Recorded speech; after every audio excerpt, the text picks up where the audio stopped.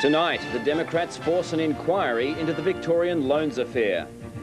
The defiant George Bush maintains he's still the man for the job. And Sub-Zero leads them home in a rain-soaked Melbourne Cup.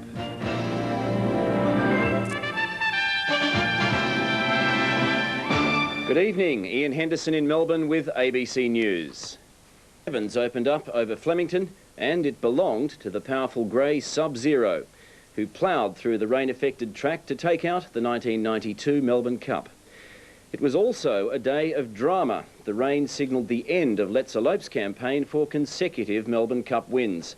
The championed mare and two other starters were scratched as the rain came down and racegoers ducked for cover.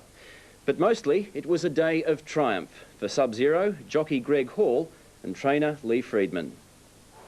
Even by late morning, racegoers were still hoping Melbourne's notorious spring weather would hold. In the members' car park, champagne corks were popping with umbrellas well out of sight. Then down came the rain. The fashions took a battering, and so did the horses, some doomed to stay in the stalls. The downpour was the last straw for sentimental favourite and last year's winner, Let's Elope.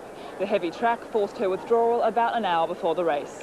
It's a valuable horse, and I was very concerned she went round something might happen to her. But the betting was firmly on the favourite. 2-1 Leander Cross, 2-1 the favourite. Punters. The die has been cast. The punters are going to be very cross if Leander isn't successful. It's had more support than Madonna with her last book. But it wasn't to be. Sub-Zero racing away now, Castletown, and here comes Leander Cross late, but Sub-Zero with a big lead over Castletown and Leander Cross. Hall keeping Sub-Zero going, he's going on to win the cup, and Sub-Zero's won it by 2 lengths. Leander Cross. For trainer Lee Freedman, the Caulfield Cup, the Cox Plate, and now the Melbourne Cup. Pretty good. It's always pretty good. What a spring. Yeah, it's been fantastic. I think I might retire. Well, you just don't expect to have a Melbourne Cup winner, that's all there is to it. But Lee's been very confident with the horse all along. Greg's ridden him a treat and he knew where he was going. But it wasn't just Flemington where the storm clouds gathered. On the biggest day of the year, the Victorian TAB lost millions of dollars when its computer failed and angry punters couldn't lay last-minute bets. It's been a bad day for the TAB. The computer chose the busiest day of the year to break down.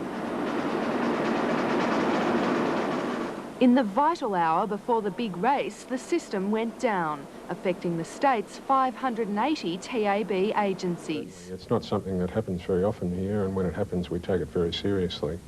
There's a lot of long faces in the TAB at the moment. But in the TAB's lucky shops, there were angry faces when punters couldn't place last-minute bets.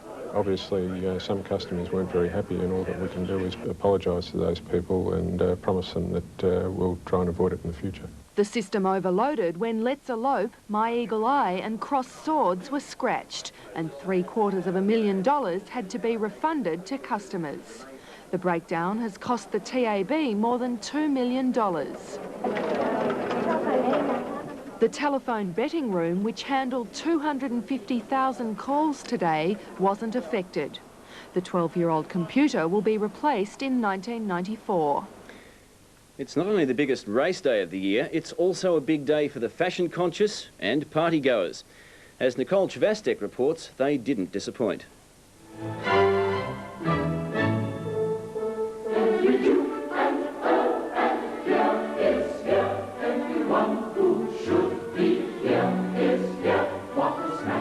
It was certainly a quality field which gathered early in the members' enclosure. Even the kids were studying the field. Be it in the family rolls or by horse-drawn carriage, on this day all roads lead to Flemington.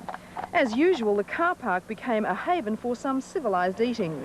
Champagne, even the humble snag made an appearance. Very nice, absolutely beautiful. Over in the public car park, revellers proved they were just as adept at celebrating. And all you needed was your old Holden for a bird's-eye view of the race. Hats were the order of the day, all shapes, all sizes. And as rain threatened, some more practical than others. Of course, there was the magnificent backdrop of galloping horseflesh, but plenty of this crowd only came to... Just before 1 o'clock, the heavens opened and the sea of people turned into a sea of umbrellas. The rain meant a few late scratchings in the cup, but the stayers in the car park were undeterred.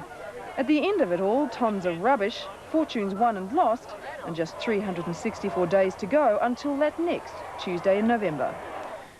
And Greg Miles will bring you the full running of the Cup and the rest of today's races later in sport. Here's Greg Miles. Thank you, Ian. Good evening. Well, when the rains came, punters wanted to back just 3 horses in the Cup, Viander Cross, Sub-Zero and Big Baron. But it was Sub-Zero who revelled best in the conditions, and given a perfect ride by rejuvenated jockey Greg Hall, the fittest horse in the race went on to score an impressive Cup victory in front of 84,500 fans. They're set to go. Ready for a start, there's the light. Off and racing. Viander Cross began just reasonably on the inside. Better loosen up away quickly. Star of the Realm jumped fast. Donegal missed away well with Sir Winston and Equidity. Tiakau Nick, he's grabbed hold of Mr. Eurostar. Heading across towards the inside. Castletown about the middle of the field. Sub-Zero in about the middle of the field. Caught about 5 wide in the early stages as Hall tries to look for a position for him. And they're fairly tightly bunched with 2,800 metres to go. It's Sir Winston going to the lead. Sir Winston in front of Better Loosen up and on the rail, and then Heroicity. Equidity wider out with Ali Boy and Skyfly very deep is going towards the leaders, and then Donegal Miss followed Star of the Realm London Bridge. Dr. Grace wider out going forward, followed by Tiakau Nick, and then came Sub-Zero. Hall's got him one off the fence on the outside of Viander Cross. Then came Superimposed Big Baron, followed by Brave Expectations, and then Maharaja. Well back in the field is Castletown, Cavalieri, Baldano, and last is Mr. Eurostar. Sir Winston goes past the post the first time, heading towards the 2,200 metre mark. It's Sir Winston in front of Skyflyer. Back in third placing, Equidity on the inside of Ali Boy, Dr. Grace, and then came Better Loosen Up. A length and a half further back, Donegal Miss caught out 3 wide on the outside of Heroicity, Star of the Realm, the rail. Then came Tiakau Nick, followed by London Bridge. 2 lengths Viander Cross over on the inside of Sub-Zero. 2 lengths to Big Baron, Superimpose, and 2 lengths further back, Brave Expectations.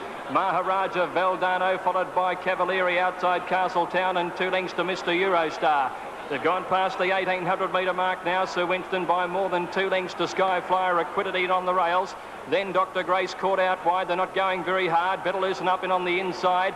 And Ali Boy the centre. They were followed Heroicity, who's back behind those horses, followed by Donegal Miss going forward. In on the rail then came Star of the Realm, about a length and a half. Tiakau Nick, London Bridge, Viander Cross was followed by Sub-Zero. Then Valdano, followed further back in the field by Superimposed, taking off Maharaja.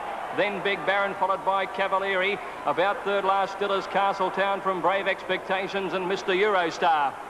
At the 1,200 metre mark in the Melbourne Cup. And Sir Winston in front, led by a length to Skyflyer. Equidity's had a charmed run on the rails third, and then Dr. Grace, followed by Ali Boy, Better Loosen Up. A length behind them, Donegal Miss, Maharaja, and then Star of the Realm, Heroicity. Viander Cross well back on the inside. Valdano commencing a run, and then came London Bridge, followed Tiakau Nick, Cavalieri. Back behind them is Sub-Zero, taken away from the rails, coming around the outside. Big Baron is a long way back, so is Superimposed, Castletown, Mr. Eurostar, and Brave Expectations.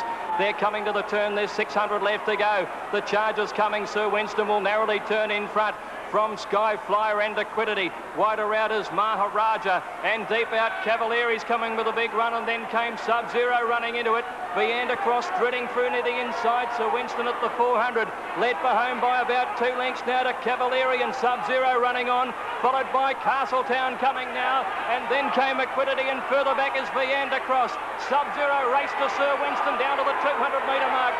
Sub-Zero racing away now, Castletown, and here comes Viander Cross late, but Sub-Zero with a big lead over Castletown and Viander Cross. Hall keeping Sub-Zero going. He's going on to win the Cup, and Sub-Zero's won it by 2 lengths. Viander Cross, Castletown is third. Then Mr. Eurostar came from last for fourth from Cavalieri, Sir Winston. Another cup for Freedman, whose amazing spring has netted the Caulfield Cup, Cox Plate, and now the jewel in the crown. I reckon he had the perfect preparation. I thought his run here Saturday was fantastic. And his work yesterday morning was really good. You know, we're pretty confident. I think I come from a pretty tough school, being the Hall family, and but I'll tell you what, there's not many things that'll make you emotional in life, but things like this do. Unlucky Kiwi Viander Cross, also runner-up in the Caulfield Cup, will now be set for Sydney in the autumn, ahead of next year's Cox Plate and Japan Cup. As for today's result... I really haven't got any excuses. The horse probably over-raced a shade throughout the race, but he got out in time if he's good enough. We can't grumble. 800,000 prize money. We can't sneeze at that, can we? A popular win, Sub-Zero at 4-1 in the slowest time since Vanderham ploughed through the mud back in 1976.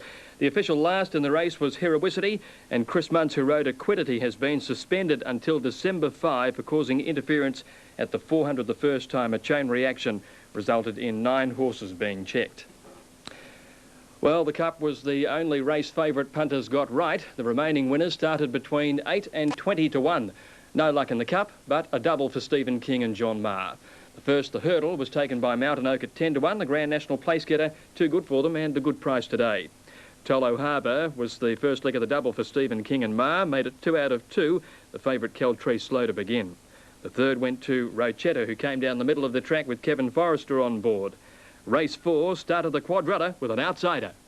In front, down to the woods, the 200. Local Knowledge getting right up along the inside from Bepper's Boy Have Your Say. Forgotten Ruler out wide. It's Minyama in front though. He's led all the way. He's still in front of Local Knowledge, and then Forgotten Ruler on the outside, and Minyama's going to win it. Minyama all the way scores by about 2 lengths on the post. I think Local Knowledge just second in front of Forgotten Ruler.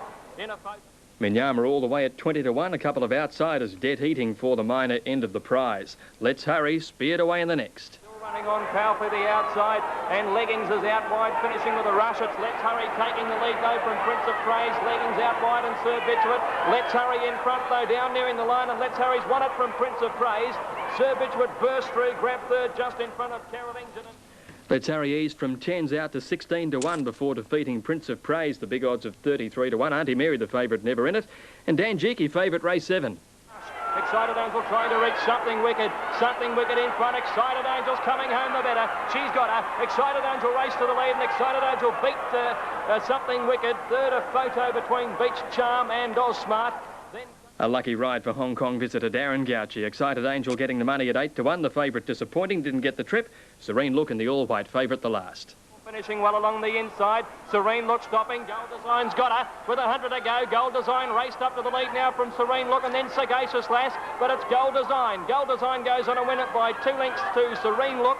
A photo third, Sagacious Lass, perhaps from Star Goose. And it was Gold Design, and Stephen King getting the money in the last at 12s over the favourite Serene Look. Sagacious Lass just grabbing third, and the daily double today. A pair of 8s, 132.20. The extra, some big divvies here, 17 and 8, 265.60. The quadrilla, 4,442.80.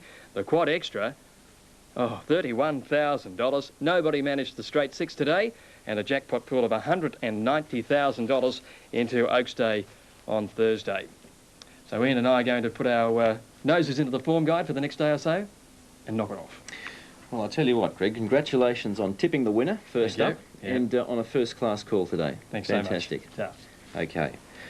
Well, the weather now, and fresh from counting his winnings, another rain lover, Edwin Marr. Oh, it wasn't good today. I went to Flemington and it was a delightful day for some, but not for me, because I listened to this chap on television last night who said it wasn't going to rain at Flemington. So I didn't take my umbrella. And then I backed away from that horse I told you was going to win, and did win, and changed my mind at the last minute for a horse which will remain anonymous. 21